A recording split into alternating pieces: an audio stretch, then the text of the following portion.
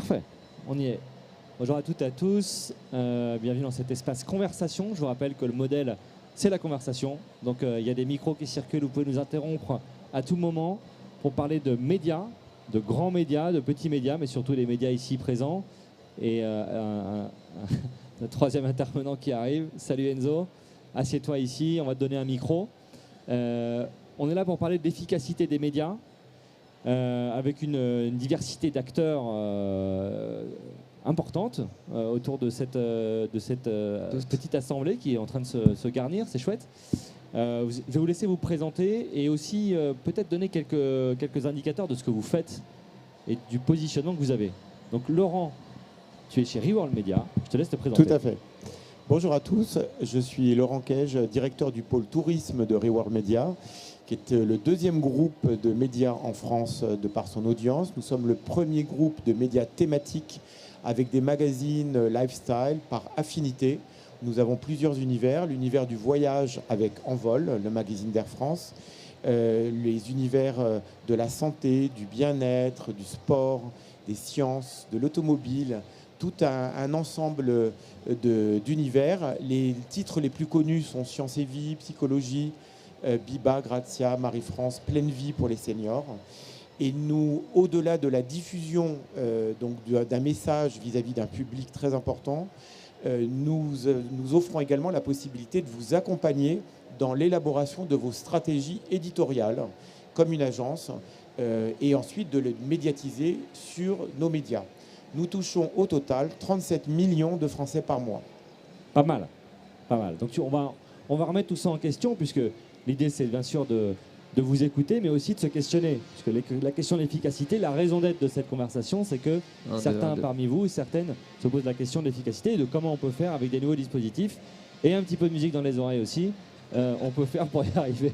C'est un scandale, on se plaindra. À toi, Walter Costa. Oui, bonjour à tous, Walter Costa. Moi, je suis le directeur des activités voyage du média Le Figaro. Donc, Le Figaro, j'imagine que tout le monde connaît. C'est un titre de presse assez vieux puisqu'on a 200 ans. Et paradoxalement, on n'a jamais eu autant de lecteurs qu'aujourd'hui. Donc, on est un média hyper puissant. Aujourd'hui, on compte 8 millions de lecteurs journaliers. Donc, 8 millions de lecteurs journaliers sur tous nos assets puisque historiquement, évidemment, Le Figaro, c'est le quotidien. Mais on a aussi des magazines. On a un site web, une application mobile. Aujourd'hui aussi, Le Figaro s'écoute avec des podcasts, avec de l'audio, de la radio. Et puis récemment, on a lancé une chaîne télé qui s'appelle Le Figaro TV, qu'on peut trouver aussi sur un canal TNT, Île-de-France. Et donc, toutes ces audiences, aujourd'hui, moi, j'ai développé depuis quelques années la verticale voyage. Et donc, c'est un contexte du contenu affinitaire qui a créé de l'audience et qui permet aussi d'exposer des solutions marketing et communication aux acteurs du voyage en France pour exposer leurs offres ou des contenus dans des contextes affinitaires. Tu disais le Figaro, c'est 2 internautes sur 3 chaque mois en France. Oui, le groupe Figaro, puisqu'on appartient au groupe Figaro, détient plusieurs marques, donc avec CCM Matchmark, l'Internaute, le Journal du Net, et toutes ces marques, c'est 2 internautes sur 3 en France chaque mois. Alors on n'est pas tout à fait sur les médias, on est sur un acteur important dans le domaine de l'écosystème des médias, c'est Webedia. Salut Enzo, je te laisse te présenter. Nico, désolé pour le retard, hein. J'ai jamais autant galéré pour venir jusqu'ici. Ravi, moi je m'appelle Enzo, je travaille chez Webedia, qui est un groupe de médias et de production. Je dirige les activités commerciales pour le groupe, sur toute la verticale tourisme, en France et à l'international, puisqu'on est implanté dans 10 pays. On est les leaders sur la cible 15-34, sur tous les contenus qui sont réalisés, produits et distribués sur les plateformes sociales. Donc j'aurai beaucoup de plaisir à en parler avec vous. Donc on a des offres assez différentes, de la complémentarité.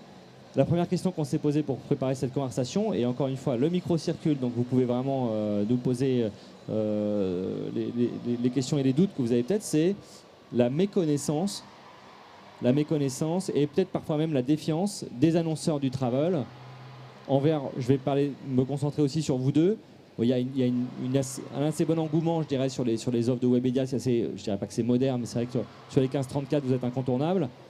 Moi, j'ai entendu un petit peu plus de défiance sur des médias traditionnels, des médias historiques, alors qu'en fait, vous avez déployé des dispositifs qui sont très innovants.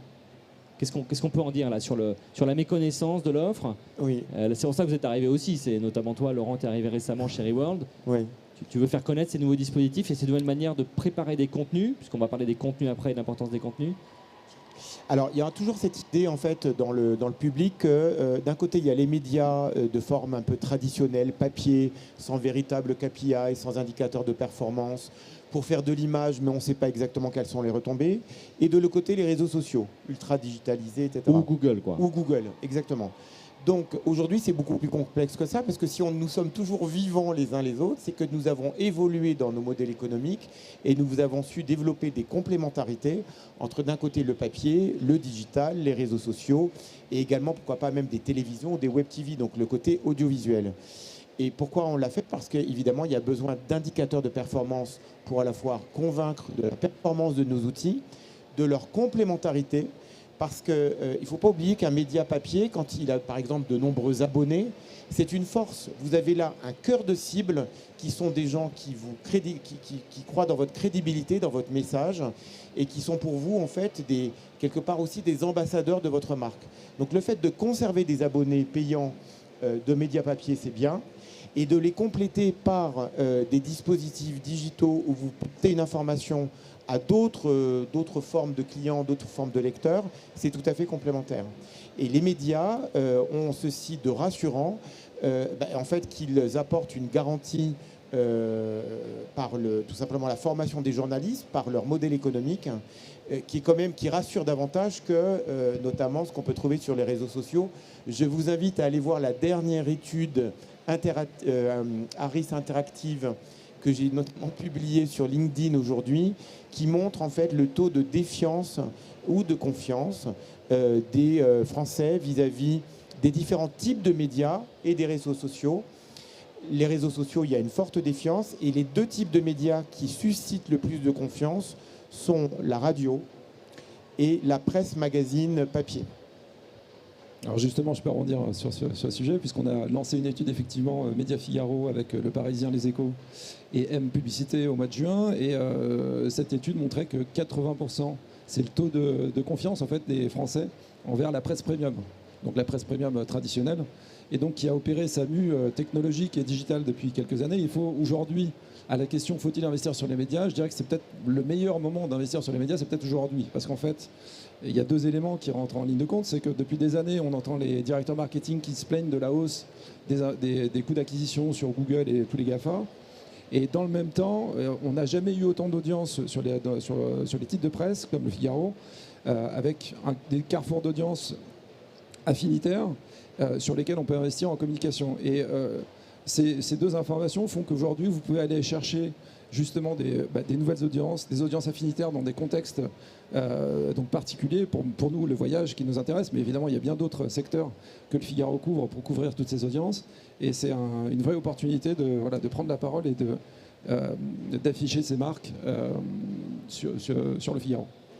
Il y avait on va revenir quelques années en arrière, même peut-être encore aujourd'hui. Il y avait la défiance dont je parle, elle existe peut-être encore, c'est qu'on a du mal à expliquer que vos dispositifs, je parle notamment de vos deux médias, de vos deux sociétés, ont évolué. On regarde en tête le vieux schéma du chef de publicité qui prospecte, qui te vend le quart de page, moins 90%, et on oublie, du coup, en gardant ça en tête, tous les dispositifs innovants que vous avez créés sur de la création de contenu, journalistique notamment, qui amène de l'autorité. Ces packages-là, ils ont vraiment changé. Les packages que vous proposez aux annonceurs touristiques, ils ont beaucoup évolué. Oui, tout à fait. Alors, d'une part, juste sur les abonnés, ce qui prouve un peu la crédibilité que peut avoir une marque et le pouvoir de prescription qu'a le Figaro. Aujourd'hui, il y a près de 300 000 abonnés numériques, donc qui payent pour lire les contenus des journalistes du Figaro. Et donc aussi les contenus voyage. Et dans ce contexte, et fort de tous nos supports que j'évoquais tout à l'heure, que ce soit la partie web, que ce soit la partie audio ou vidéo, on a une régie aussi publicitaire qui s'appelle Média Figaro, qui propose des dispositifs vraiment 360 multi-supports pour être ce qu'on appelle en marketing full funnel, c'est-à-dire créer de la considération pour vos marques en amont avec de la presse print, avec des publics rédactionnels, avec tout un tas de dispositifs digitaux qui complètent en fait ces dispositifs marketing, jusqu'à des dispositifs beaucoup plus héroïstes avec du content commerce par exemple. Je peux citer 2-3 exemples avec Center Park, où on a des publics rédac qui génèrent des ventes immédiatement après publication des articles. Encore une fois, le pouvoir de recommandation est là. Ou d'autres dispositifs qui permettent d'embarquer des tours opérateurs qui souhaitent faire la promotion de leurs offres de voyage dans un contexte affinitaire de destination, par exemple, puisque les contenus Figaro Voyage sont des guides de destination avec des contenus journalistiques, avec des sélections d'hôtels, des sélections de destinations, des choses à faire, etc. Donc ces contenus-là, et là je me tourne vers toi Enzo, ils sont générationnels aussi. Ça veut dire que, évidemment, sur les 15-34, on ne s'adresse pas de la même manière.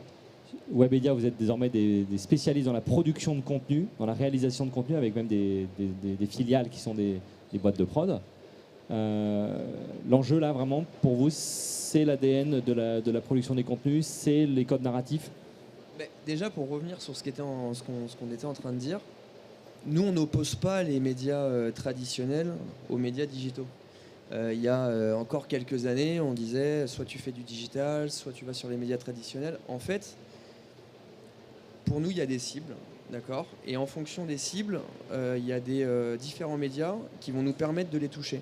Et c'est ce qu'on appelle le multiplateforme aujourd'hui. On a un enjeu d'être sur l'intégralité des plateformes pour toucher les audiences là où elles sont.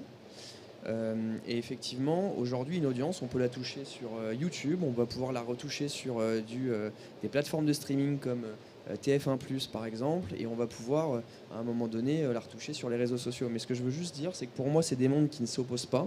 On en parlait, Nico, hier, et je pense au contraire que c'est ces deux mondes qui se nourrissent. Nous, aujourd'hui, on se nourrit des codes de l'audiovisuel, et à l'inverse, les codes de l'audiovisuel se nourrissent des codes du digital. Et je pense réellement qu'on a tous, entre guillemets, à apprendre. Et que ce n'est pas un sujet de plateforme, c'est un sujet de comment est consommé le contenu, sur quelle plateforme et pour parler à quelle audience. C'est fondamentalement un sujet de marketing. Vous connaissez le vieil adage, la communication, c'est l'art de la répétition. Donc il faut répéter le message de façon adaptée à différents supports pour toucher une cible qui va parfois effectivement aller sur des plateformes de streaming, parfois lire un média papier, parfois lire une newsletter qui va répéter sous une autre forme le message que vous voulez diffuser. Voilà, il faut en fait appréhender l'ensemble de cette diversité des supports pour pouvoir vraiment atteindre son objectif de passer un message cohérent à la bonne cible. Quand on arrive en tant que marque vers un média ou vers une société comme Webedia, on est maladroit. Les briefs parfaits, ça n'existe pas. Enzo, on parlait hier des piliers du brief. Qu'est-ce qui fait une bonne campagne? Qu'est-ce qui fait des beaux contenus au tout départ? C'est le fameux Start with Why. Ouais, nous, ce qui est important quand on travaille avec une marque, donc dans un premier temps, on parle souvent, donc là en ce moment le terme à la mode, peut-être que mes collègues me diront que chez eux ça fonctionne, mais tout le monde parle en ce moment de brainformance en disant on va faire des contenus intéressants, on va renvoyer vers des produits, ça va générer ce que tu disais de la vente directe, etc. Oui, c'est très vrai sur la partie plutôt média, sur la partie publishing, sur ce qu'on appelle du content to commerce qu'on fait effectivement chez Webedia. C'est aussi des choses qu'on fait, le Figaro le fait très bien sur le Figaro Voyage. Mais globalement, et on le voit dans les grosses sociétés, dans l'univers du tourisme, hein, si on prend Accor, si on prend Pierre et Vacances, si on prend toutes ces grosses marques, c'est quand même des sujets qui sont assez distincts. Il y a effectivement des sujets de ROI, d'acquisition, sur lesquels il faut diversifier vos sources de trafic, parce qu'il y a quand même beaucoup de dépendance à Google aujourd'hui. Et oui, il faut faut aller voir des boîtes dans les médias qui ont des leviers d'acquisition via des contenus éditoriaux, etc. Et je pense que c'est important. Ça génère de la conversion, ça c'est sûr, et ça vous permet de vous diversifier. Mais je pense qu'il y a quand même des sujets qui sont assez distincts avec les sujets de notoriété, d'image et le fait de donner envie via du contenu. Donc pour moi déjà, c'est de savoir précisément quand on est une société quel est l'objectif. On va pouvoir dire l'objectif c'est de faire les deux, mais il y a des réalités budgétaires. Donc le branding ou la conversion. Ouais, je pense que c'est important de savoir déjà où on veut aller dans un premier temps, quels sont les moyens qui sont associés à nos enjeux et à nos besoins, d'avoir le timing. Et c'est pour moi important de bien dire. Et ça, on a souvent du mal au départ à savoir ce que les marques, c'est quoi leurs enjeux et c'est quoi les objectifs précis, soit des objectifs, ce que tu disais effectivement, plutôt de branding, soit des objectifs de considération, soit un pur sujet de conversion. Et c'est, je trouve, assez compliqué aujourd'hui d'associer les deux, les trois. On peut le faire, mais je pense que c'est assez distinct. Du coup, il y a des contraintes budgétaires avec tout ça, c'est-à-dire que quand on a mal fait son brief et qu'on arrive avec des objectifs qui sont flous, le branding, la conversion, on arrive avec des budgets prudents. Même si on peut faire des choses, on parlait avec toi Walter, à partir de 3 000, 4 000 euros par an, on peut commencer à faire des choses intéressantes.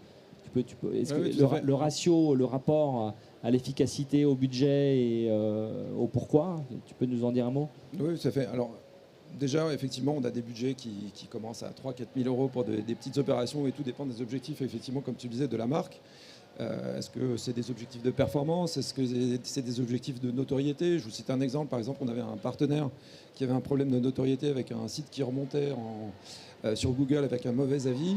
On a travaillé sur des publics rédactionnels qui ont fait remonter le Figaro et faire redescendre en fait, ce site. Et donc son problème a été réglé pour quelques milliers d'euros. Donc ça, c'est un exemple assez simple. Mais après, on a des campagnes publicitaires effectivement très larges. Et ce que je voudrais dire par rapport à l'opposition que tu faisais entre digital et print, moi ce que je voudrais comparer c'est plutôt médias traditionnels et GAFA, parce que souvent on va dire on va faire du ROI avec les GAFA et avec les médias traditionnels on va faire plus du branding. Ce qui est un peu juste mais pas tout à fait, parce qu'en fait, en particulier dans le voyage, puisque j'ai été 20 ans dans le voyage sur des fonctions d'e-commerce et de marketing, vous savez, le parcours d'achat est assez long. On n'achète pas un billet d'avion comme on achète un téléphone. Voilà. Donc, les parcours d'achat sont assez longs. La booking window peut représenter 6 à 9 mois. Et évidemment, quand on communique, c'est difficile de mettre un ROI derrière la création de notoriété. Et avant de réserver un voyage avec un tour opérateur, il faut créer de la considération. Et pour créer cette considération, il n'y a rien de mieux que de s'associer avec une marque qui a un pouvoir prescripteur fort. Et c'est ce qu'on propose au Figaro, c'est d'être associé donc à cette marque et de faire passer vos messages en amont pour être full funnel, encore une fois, avoir ce pouvoir de prescription et de branding et de communication et arriver jusqu'à la performance, puisqu'on travaille avec des tours opérateurs, encore une fois, qui vont proposer des offres de voyage au sein de notre contenu éditorial. Il y a un sujet de diversité des sujets aussi. Donc quand on parle de certaines cibles, on va se tourner vers certains acteurs, mais quand on parle de certaines thématiques aussi, je me tourne vers toi. Moi, j'ai par exemple un client, je ne me suis pas présenté tout à l'heure, mais moi j'ai un client qui travaille dans le yoga et le bien-être. Là, chez Reworld, il y a une diversité de médias disponibles, en plus des dispositifs, qui est intéressante pour toucher d'autres cibles que celles qui sont des voyageurs potentiels.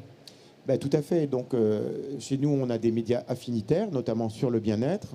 Et donc, dans ce cas de figure, on peut très bien proposer en fait une campagne globale qui est déclinée donc à la fois donc sur un magazine Top Santé par exemple, qui va plutôt être un magazine inspirationnel, qui va traiter du sujet dans sa globalité, donc pas forcément quelque chose de très direct sur la marque tout de suite, et de le compléter par du brand content qui va pouvoir être décliné sur les réseaux sociaux, sur le site internet, sur la newsletter, quelque chose de beaucoup plus pushy. Donc ça permet en fait d'adresser en fait le client final en lui donnant à la fois de l'inspiration sur l'univers de la marque et ensuite d'être beaucoup plus pushy sur les médias digitaux. Le sujet des contenus, j'y reviens parce qu'on a un sujet de crédibilité et d'incarnation. Alors là, je me retourne vers toi, Enzo. Le journaliste a une autorité et on mesure sa crédibilité. Le créateur aussi. Donc on a un sujet d'incarnation qui est très fort. On a besoin de plus en plus d'un lectorat, enfin le lectorat, les spectateurs, les internautes ont besoin de récits moins insipides, moins lisses et moins de publics rédactionnels et plus de choses qui sont très incarnées, très humaines, presque émotionnelles. Webedia, c'est vraiment votre marque de fabrique. Oui, et au-delà de Webedia, je pense que c'est un sujet d'incarner d'incarner les messages. Et je pense que c'est un peu le cas pour tout le monde. On a tous un cercle proche, des amis, etc. qu'on va écouter. La partie créateur économie, hein, elle s'est un peu basée là-dessus. Et moi, je l'ai vu dans le secteur du tourisme. Ça fait 8 ans que je fais ce métier. Quand je suis arrivé, les gens me disaient, mais on n'y croyait pas trop. Et je me souviens d'être allé voir Caravelle. Donc, je sais pas, à l'époque, c'était avec Alain de Mendonça, donc il y a 5 ans, qui était l'ancien CEO du groupe Caravelle, et qui me disait, Enzo, c'est sympa, hein, tes histoires d'influenceurs, mais moi, ce que je veux, c'est que tu fasses du ROI, c'est que tu fasses du PAX. Donc, je suis écoute, ok. Donc, on était sur des sujets qui étaient très orientés sur la conversion. Et en fait, on y revient, parce qu'il y a effectivement, il y a 2-3 ans, il m'a appelé, il m'a dit, écoute, j'aimerais bien juste comprendre c'est quoi la creator economy et comment les créateurs travaillent avec les marques, y compris dans l'univers du tourisme, et comment effectivement ça peut être vecteur de donner envie. Je ne vais pas faire de fausses promesses. Le voyage, ce que disait Walter, ça ne s'achète pas comme une gourde Air-Up si on travaille avec Inox. Si vous voulez effectivement travailler sur des biens de grande consommation dans l'univers de la grande consommation avec des créateurs, c'est beaucoup plus simple de déclencher de l'achat. La créateur économie, ce que ça va permettre dans l'industrie du tourisme, c'est de donner envie à votre produit ou à votre marque. Et ça, honnêtement, en termes de pouvoir de prescription, ça fonctionne extrêmement bien. Et je pense que le meilleur exemple, c'est celui qu'on a vécu ce week-end, puisqu'on a un de nos plus gros créateurs de contenu qui s'appelle Inoxtag, qui a sorti son documentaire qui s'appelle Kaizen, sur l'ascension de l'Everest qu'il a fait pendant 1 an. Et ça illustre, le pouvoir de prescription d'un créateur pour tout un univers. Là, c'est un message fort qu'il a passé de s'améliorer, de sortir, de bouger pour les jeunes générations. On a fait 25 millions de vues sur YouTube, 365 000 entrées en salle, c'est le plus gros carton cette année dans les salles de cinéma. Et pour parler de ce qu'on racontait tout à l'heure sur la possibilité d'être multiplateforme et d'adresser les jeunes générations de manière en multiplateformisation, on a une diffusion qui va être faite sur TF1 juste après Koh-Lanta, donc je crois que ce sera lundi ou mardi, donc c'est la semaine prochaine. Et ça montre bien, le pouvoir de prescription de ces créateurs, et 2, le fait d'adresser les jeunes générations sur plusieurs formats et sur plusieurs écrans. Juste pour rebondir sur l'influence, justement, c'est intéressant que tu en parles, parce que si vous faites très bien le métier avec des beaux influenceurs, on sait que le métier est un peu mis à mal ces derniers temps. Et en fait, quand on regarde le Figaro et ses audiences et le pouvoir, le carrefour d'audience que représente le Figaro aujourd'hui, le premier influenceur de France, c'est peut-être le Figaro aujourd'hui, avec ses créations de contenu. Donc c'est assez... voilà. Donc qui influence qui voilà. Est-ce que c'est les influenceurs ou les créateurs de contenu? En tout cas, ce qui est vrai, moi j'ai pu le voir également, c'est que tu fais un contenu très pédagogique, très intéressant, avec une incarnation qui est standard. Tu fais la même prod avec Jamy, tu fais x100, x1000 au niveau des vues, au niveau de l'impact, voilà. Et pareil avec du journalisme vraiment de rédaction, de professionnels, versus ChatGPT ou des stagiaires ou des alternants, avec tout le respect que j'ai pour les stagiaires, de rédaction de contenu qui sont un peu fades. La plume, pour moi, la plume, il n'y a pas à opposer les deux. Mais c'est ça qu'on achète aujourd'hui quand on travaille avec des médias, c'est ça qu'on doit peut-être exiger aussi. Il y a quand même aussi des publi-reportages qui sont, pardon du terme, un peu merdiques, partout. Hein. Donc, est-ce que c'est pas là-dessus aussi que les offres des médias doivent aller pour plus d'utilité aussi, plus de serviciel, plus d'incarnation, plus de qualité, plus de montée en gamme, quoi. Au Figaro, on a investi ces dernières années beaucoup dans le social.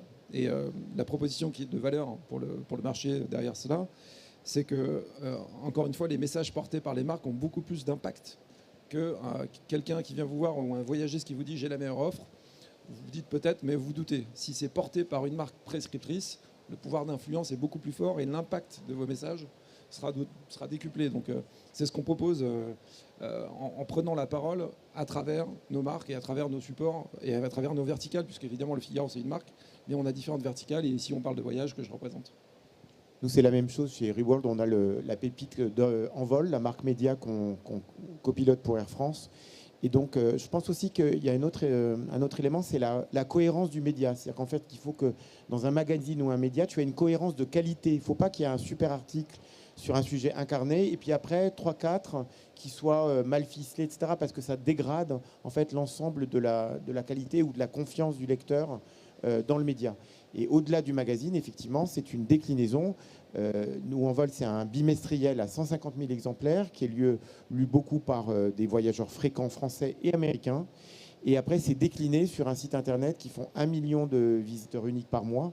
Et c'est décliné donc avec des campagnes de marketing et des campagnes également à la performance. Est-ce qu'on peut faire un petit tour de table, après vous donner la parole avec les micros, parce que c'est important que vous parliez aussi. Parce que tu nous as vendu une conversation. Ouais, pour l'instant, il n'y a pas beaucoup de conversation. Pour l'instant, on n'est pas trop dans la conversation. Après, on parle peut-être trop. Mais on va se taire là, dans 2 minutes. Juste une bonne pratique, une mauvaise pratique, un carton, un échec, chacun. Un carton, un échec de quoi sur le marché de collaboration. Ton micro, parce qu'on va s'enregistrer. Dans un carton... Honnêtement, ce qui s'est passé ce week-end avec Inoxtag, je pense que c'est le plus gros carton qu'on ait fait cette année. C'est un carton médiatique, mais c'est pas une collaboration avec une marque. On a 6 marques qui ont collaboré. D'accord. Et je pense que si vous demandez au directeur marketing d'AirUp, qui est les gourdes, je ne sais pas si vous connaissez AirUp, c'est des gourdes avec des goûts, où Inox il en a fait la promotion à 8000 mètres sur le toit de l'Everest. Quand il a filé le bon code promo avec la gourde qui a été... faite spécifiquement pour Everest. Je pense que ça a super bien fonctionné et le directeur marketing était ravi. Donc c'était super pour les marques. D'un point de vue média, des retombées, ce que ça a généré, c'était génial. Donc je pense que c'est le plus gros carton qu'on ait réalisé en 2024. Et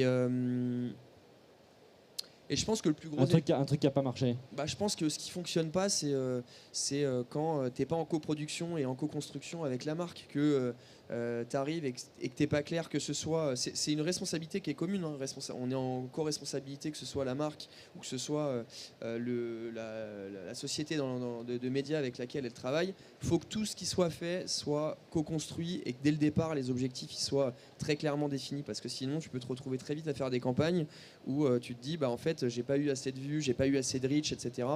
Et ça, pour le coup, j'ai pas un exemple qui me vient en tête, mais c'est très important en amont de tous les sujets d'être très clair des deux côtés sur ce qu'on peut faire, quels sont les objectifs, et de pas générer de fausses promesses, parce que sinon c'est toujours déceptif. Walter, une réussite, un échec? Alors, un bon exemple qui parle aux destinations, puisqu'en fait on a plein de destinations qui sont là, d'offices de tourisme qui cherchent à gagner de la visibilité sur le marché français et qui souhaitent de plus en plus, finalement de ROI aussi, ils souhaitent avoir plus de voyageurs.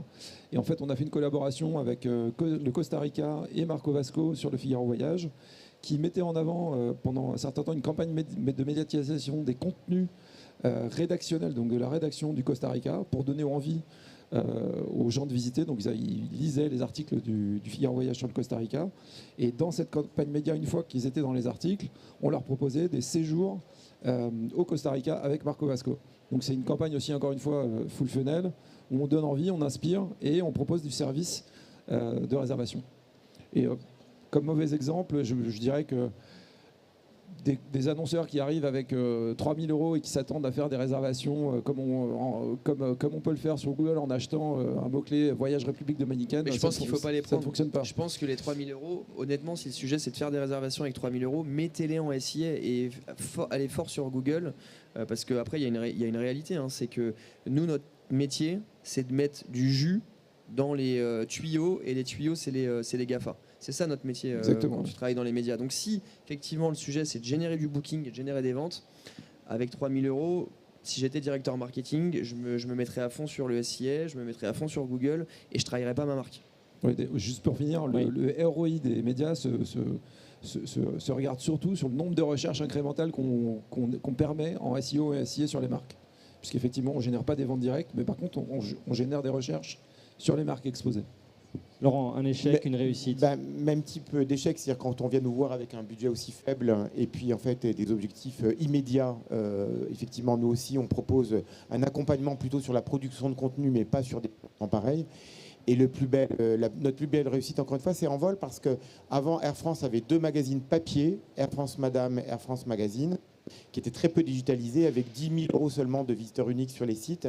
Et en fait, on leur a proposé de faire une marque média qui les monte en qualité, c'est un magazine d'évasion, donc ça place Air France comme qui a une crédibilité sur le long courrier et l'évasion en général, décliné sur le digital, sites, réseaux sociaux et podcasts. Et aujourd'hui, on fait 1 million de visiteurs uniques. C'est à vous de parler maintenant. Est-ce qu'il y a des questions? Est-ce qu'on peut avoir votre avis sur ce qui a été dit, vos contradictions? Tous ceux qui se grattent la tête, c'est qu'ils ont envie de parler. Le micro circule, allez-y. On écoute vos questions, on prend vos questions sur les médias. Questions ou témoignages. Ou témoignages. Vous avez investi de l'argent, ça n'a pas marché, ça a marché. Qui veut parler en premier? La première question, c'est la plus difficile.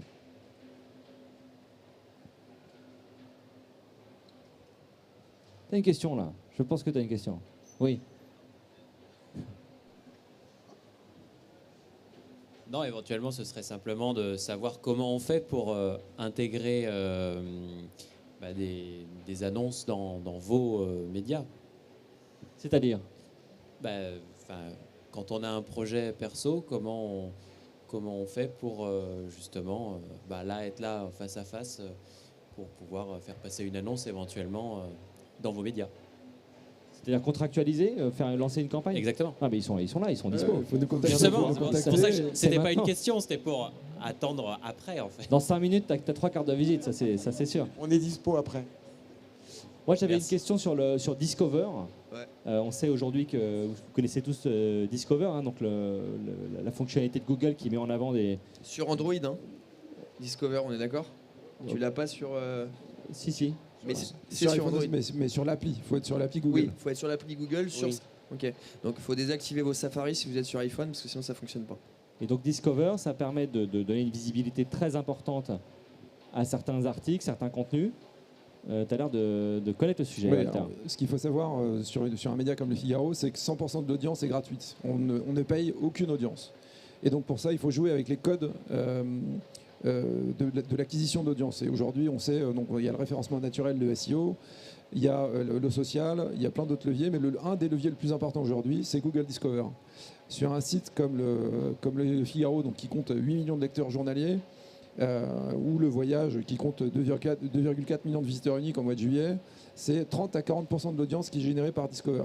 Et donc forcément, c'est des codes de narratif, c'est des codes d'écriture, c'est des méthodes de titrage et de rédaction de contenu qui vont être prises par Discover. Et nous, les médias, on est les spécialistes de la génération d'audience gratuite et on surfe en fait sur cette nouvelle source.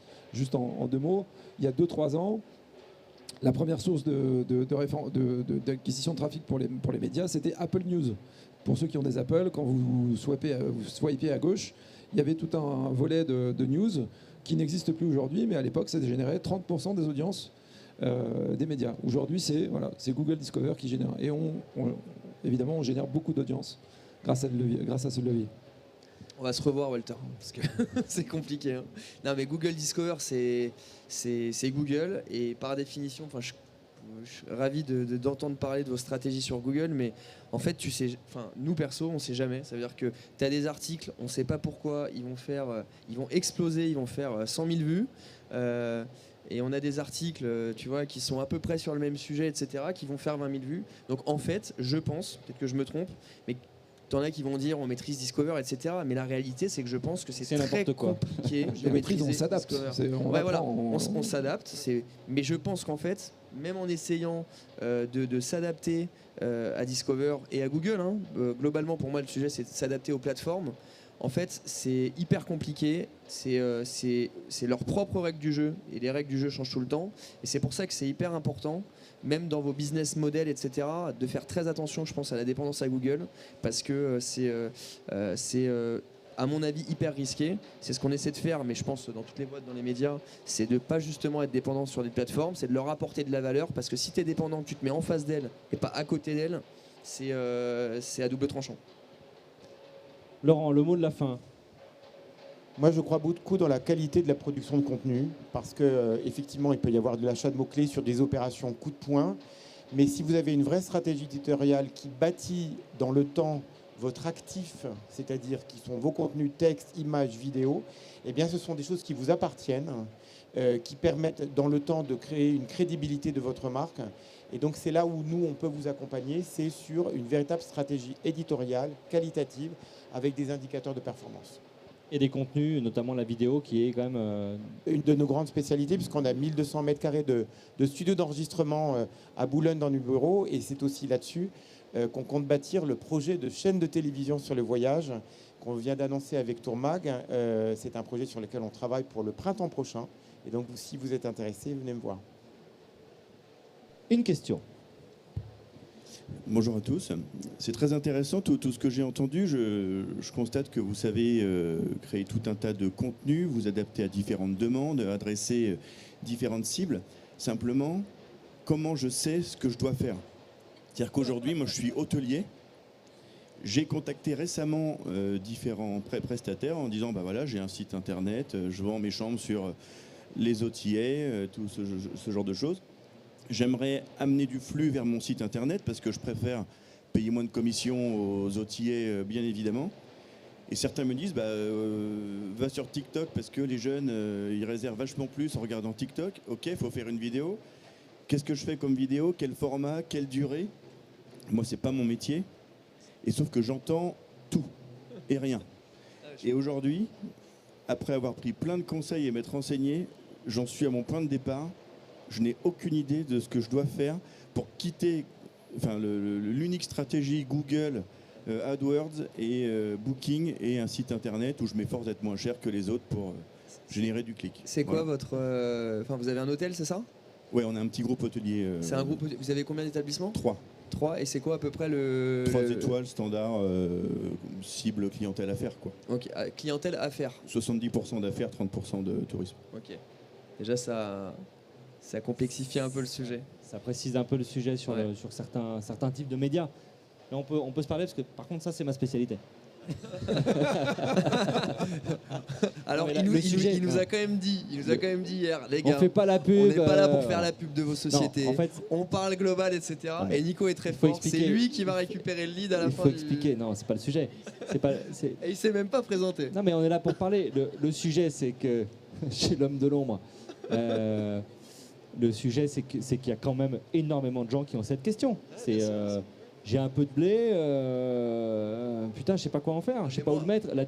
On a eu même le même sujet, toute proportion gardée, hein, avec Alexandre Vercoute de Marco Vasco avant-hier. On était sur scène, et donc Marco Vasco, ils ont des budgets, ils sont groupe Figaro, ils ont des budgets colossaux d'acquisition. Mais qui de Google, qui de TikTok, qui de Webedia, voilà, évidemment sur le Figaro aussi. Ils vont peut-être pas aller chez toi parce que du coup ils sont chez les voisins. Ils sont sur envol. Ils sont sur envol. Tu vois, comme quoi, fair play. Où est-ce qu'on met son argent? Et donc on commence par quoi? Alors ça, je suis désolé, mais ça c'est quand même aussi un métier d'agence conseil. C'est de dire, quelle est ta cible, quels sont tes objectifs. Il y a des partenaires qui existent et monter un plan média. Avec 5 000, 10 000, 15 000, 50 000, 100 000, ça se réfléchit. Et donc le rôle d'une agence conseil ou d'un consultant, effectivement c'est mon métier, mais il y en a d'autres, c'est de prioriser, de commencer par les objectifs, tu as posé les bonnes questions sur qui on sait, et les cibles. Et voilà. Il y a d'autres gens, non mais on est nombreux à faire ce métier, donc ce qu'il dit, c'est... Clairement, il y a un sujet pour commencer, il y a un sujet de... C'est pour ça que je vous posais ces questions sur le produit, sur les cibles, et après sur une question de réalité de budget, etc. Et après, il faut y aller petit à petit. Et il y a plein de choses très simples à faire. C'est maligne et tactique. On n'est pas forcément obligé de dépenser des dizaines de milliers d'euros par mois pour faire des choses on peut pas, bien souvent, intéressantes. La plupart des gens ne peuvent pas. Ouais, bien sûr. Donc il y a des choses à faire. Souvent, la difficulté, c'est de savoir au début, avec des petits budgets, ce qu'il faut faire. Moi, je dirais, au marketing digital, c'est test and learn. Il faut toujours apprendre. Donc, on le voit, que ce soit sur les audiences ou sur les solutions ou les réseaux sociaux, on voit que tous les 2 ans, il y a des revirements, il y a des gens qui disparaissent, des gens qui apparaissent, et des nouvelles méthodes de marketing. Donc, il n'y a pas une solution comme ça sur plateau pour développer les hôtels. Mais je pense qu'il y a des experts, effectivement, du marketing digital qui peuvent conseiller. Et la dépendance à Google, c'est un vrai sujet. Hein. Le SEA a explosé, notamment là, depuis il y a eu une année d'explosion du SEA. Et donc, explosion des prix. Des prix, oui, des prix. Voilà. L'explosion des prix d'acquisition. Et donc, c'est logique que cette question soit posée, de diversifier ses sources d'acquisition au profit, parfois, de choses assez exotiques. Mais vous êtes un groupe hôtelier de 3 établissements avec 70% de clients business. TikTok, c'est peut-être la dernière chose que je ferais là comme ça spontanément, mais voilà, c'est une question très intéressante parce que c'est là qu'est la difficulté. La plupart des personnes qui sont sur ce salon, c'est des budgets moyens. Pardon, mais j'anticipe que les budgets sont moyens. Et donc, quand on enlève les grands, avec qui vous avez des facilités à travailler, c'est comment vous arrivez aussi à travailler avec des gens qui ont des budgets moyens. Et qu'est-ce qu'on leur promet? Et c'est peut-être dans la durée, parce que c'est le sujet qu'on évoquait aussi, c'est dans la durée, se dire, ben là, je ne fais pas des actions coup de poing, puisque peut-être que la pire chose de travailler avec vous trois, et grosso modo, de toute façon, dans le marketing des médias, c'est de faire les actions one-shot. Le one-shot, c'est l'ennemi de la performance dans les médias. Pour finir, je dirais que, encore une fois, on joue le rôle de la complémentarité. Des campagnes médias sur les médias traditionnels comme les nôtres, des médias premium, impactent et donc sont complémentaires de vos achats d'acquisition sur Google ou dans les GAFA. Donc travailler avec un média comme Le Figaro, c'est allier contexte, contenu et contenant. Et c'est en ça que vos campagnes ont plus d'impact. Une autre question. C'est bon? On a terminé parce que le temps est imparti. Merci beaucoup d'avoir été là. Merci beaucoup. Merci à vous trois. Merci. Et bonne fin de salon. Bon retour chez vous. Merci.